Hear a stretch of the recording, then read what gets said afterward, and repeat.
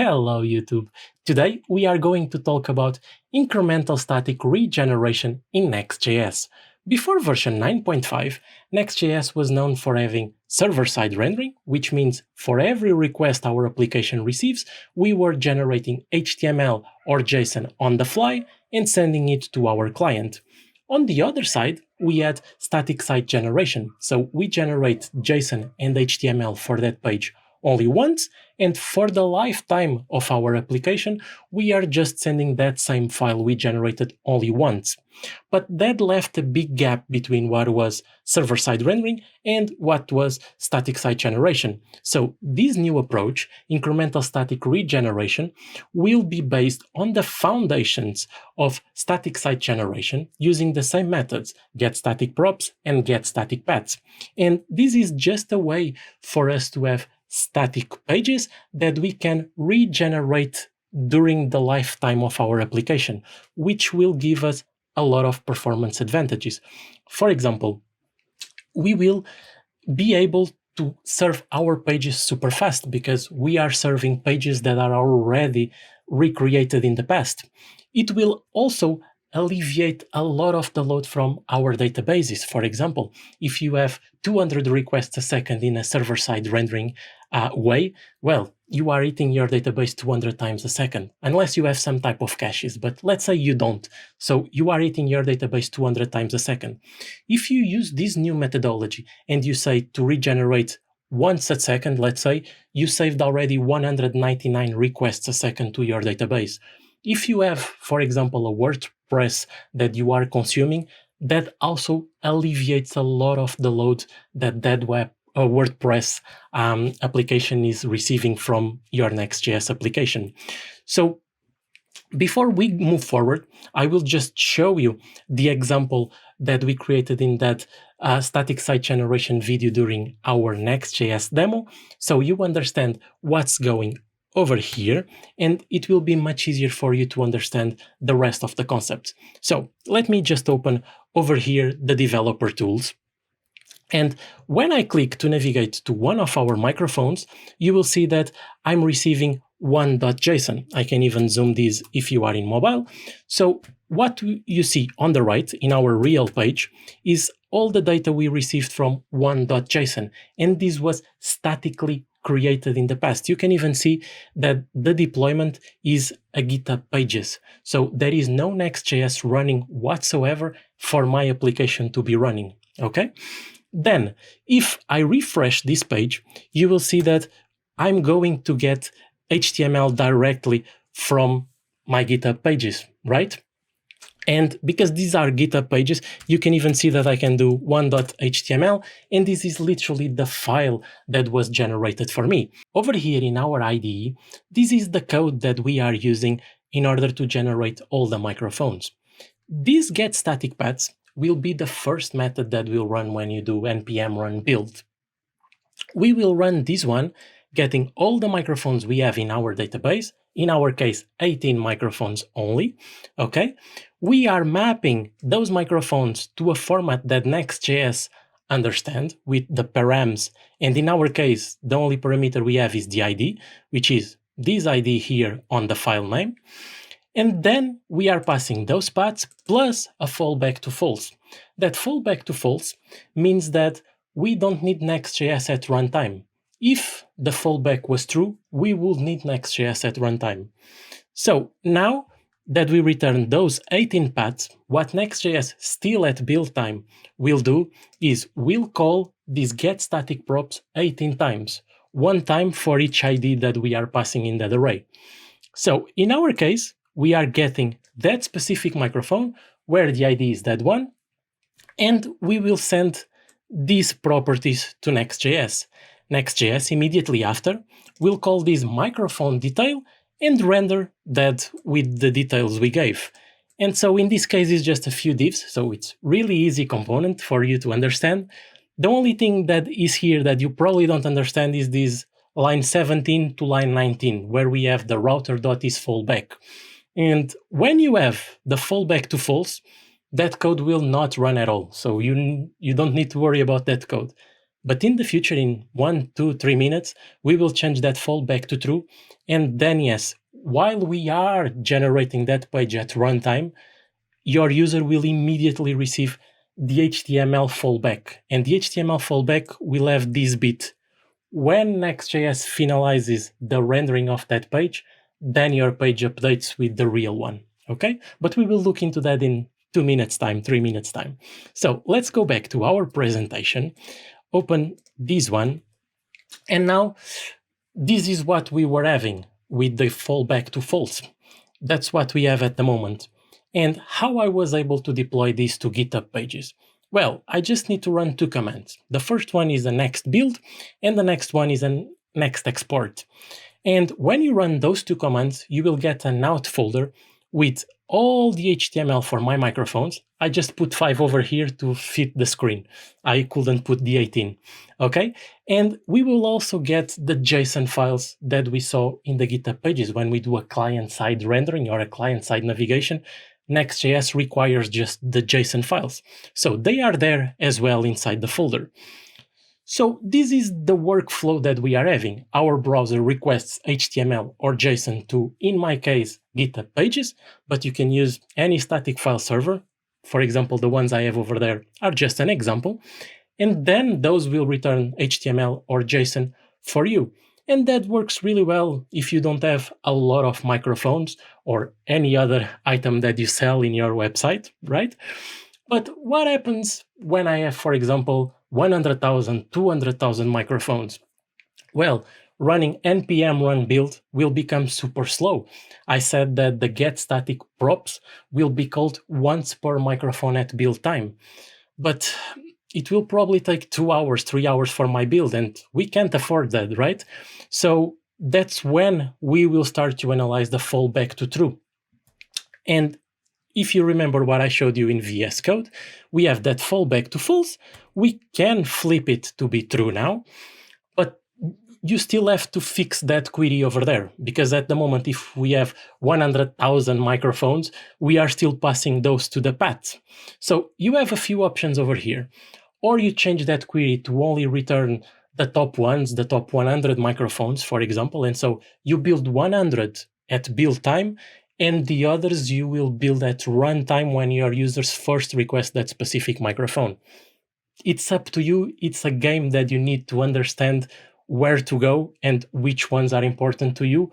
Or you can just go full runtime build, and at build time, you don't send any path. So getStaticProps will not even be called at build time, and you do everything at runtime. When the user requests the page the first time, it has a bit of a wait, but then all your users that reach that page, it will be super fast. It's up to you and your application needs. I can't give you a recipe that will work every time. Okay, so now let's go back into VS Code and let's play a bit with fallback to true. So let me go back to VS Code, and now over here I will just do a few changes. I will say that the fallback will be true. I will say that I want my first 5 microphones, okay? In your case, you can delete all of these and do what I did in the slides and say there is nothing at build time. As I said, it's up to your application needs. And now I will just do something to make our getStaticProps slow. So let's say that I want our getStaticProps taking, for example, 5 seconds. It's probably a good number. So let's say that now every time that we execute this function, the getStaticProps, it will take roughly 5 seconds to run. Okay, so let me come over here, open our terminal, and I will fast forward this one for you because it will take probably a minute to run. So what you need to do is npm run build and npm start. So when this one is finished, I will come back to you. Now that the build is finished, let's open our browser over here, and you will see that the first 5 microphones will be super fast because they are already built. But what if we go to one of the last microphones which were not built, and we do the 18, you will see that I will have this loading for roughly 5 seconds, right? And now, every time I reload this one, is already in cache. I can even show you inside VS Code. If you go to this next folder over here and you open the server and the pages and the microphones, you can see that the first 5 were rendered because are these limit 5 that we have over there.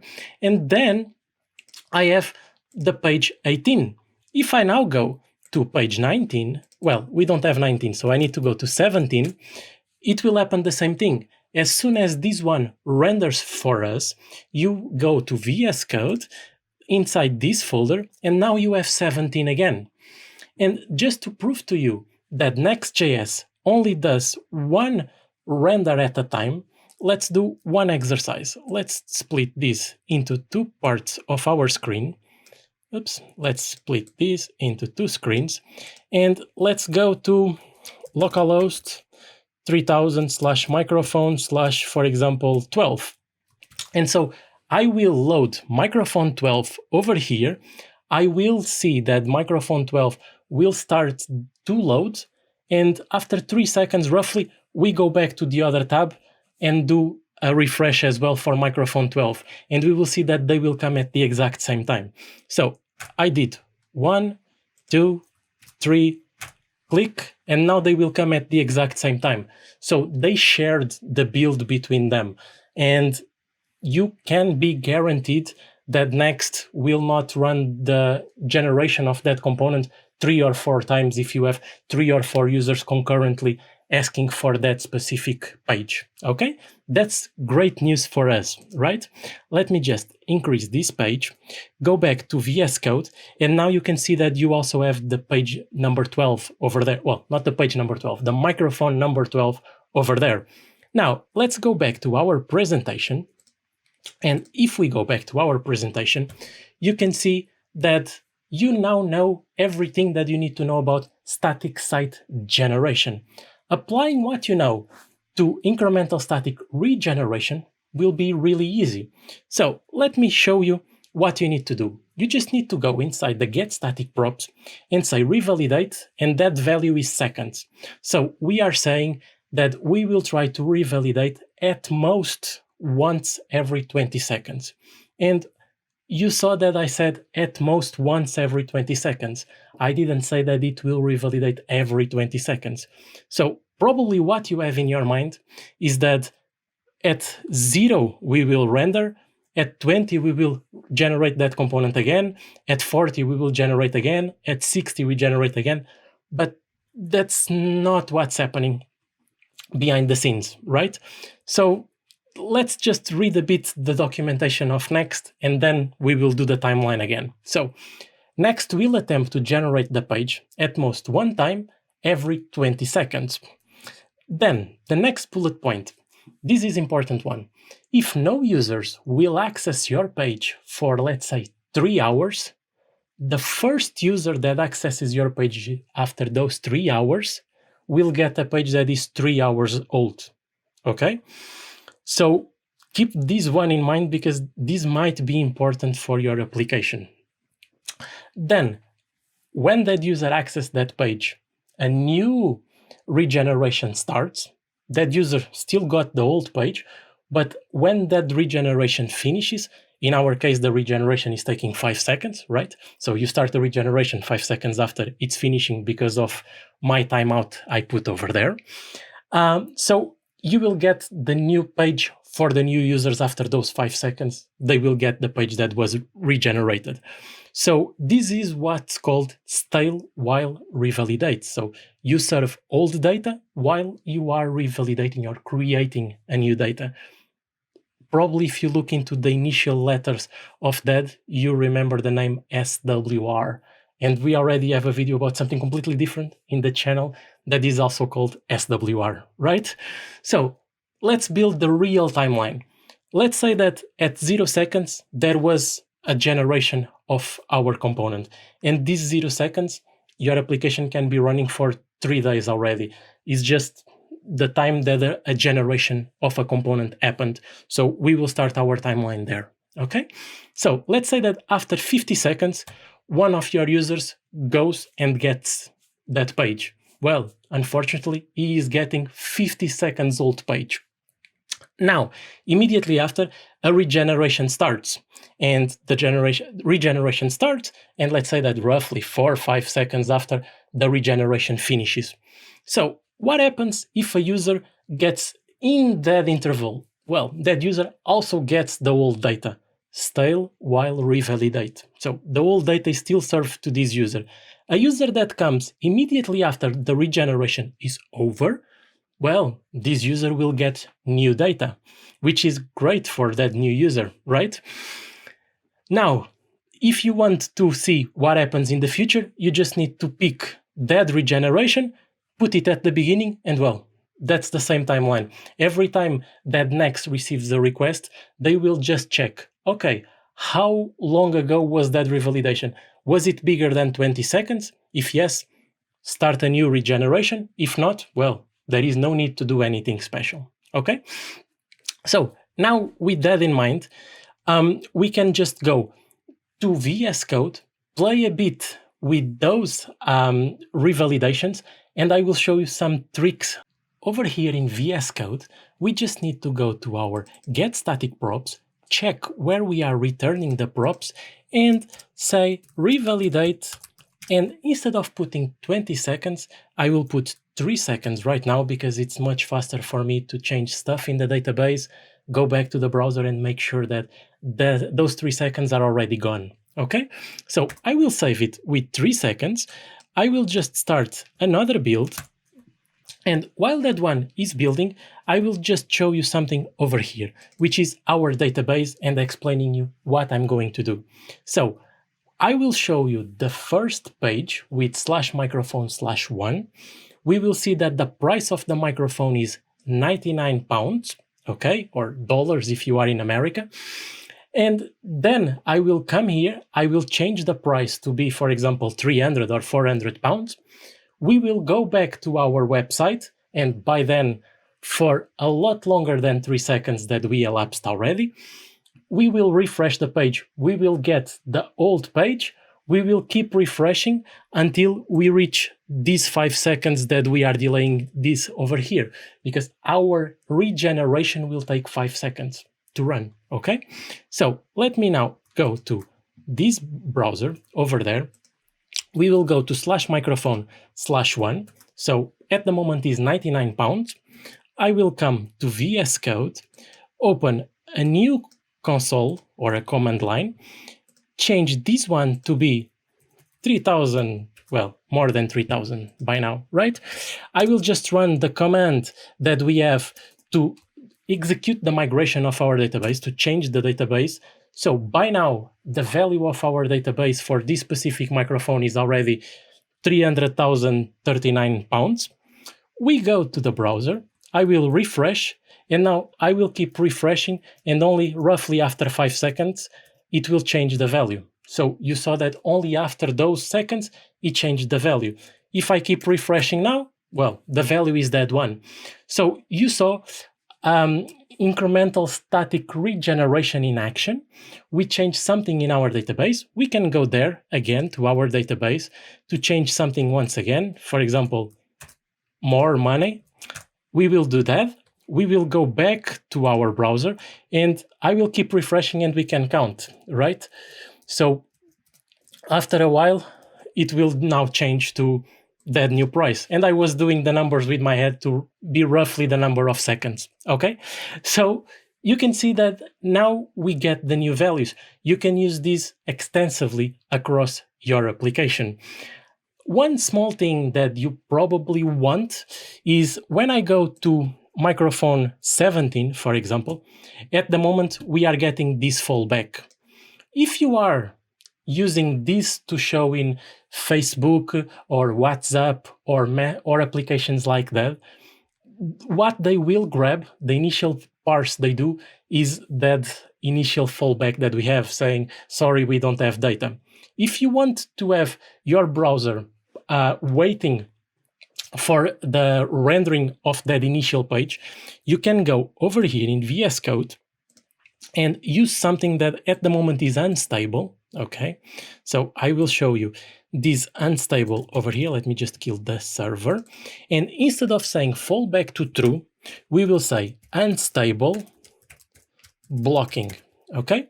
And this one will literally have the same behavior as server-side rendering when we use getStaticProps.